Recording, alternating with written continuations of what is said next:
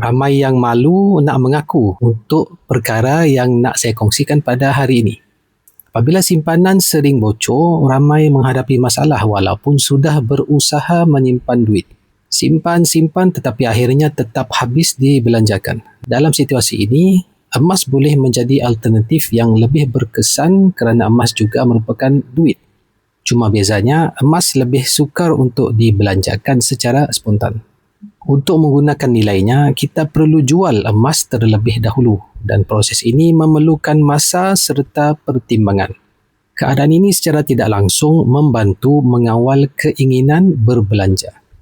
Akibatnya, simpanan dalam bentuk emas lebih tahan lama dan kurang bocor berbanding simpanan tunai.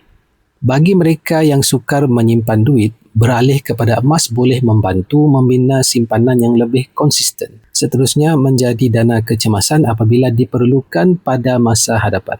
Semoga perkongsian saya ini bermanfaat. Boleh komen, like, follow dan share untuk manfaat bersama. Sekiranya tuan-puan berminat ataupun ada sebarang persoalan berkenaan dengan tabungan emas di Public Gold, boleh berhubung dengan saya. InsyaAllah saya bimbing sebaiknya.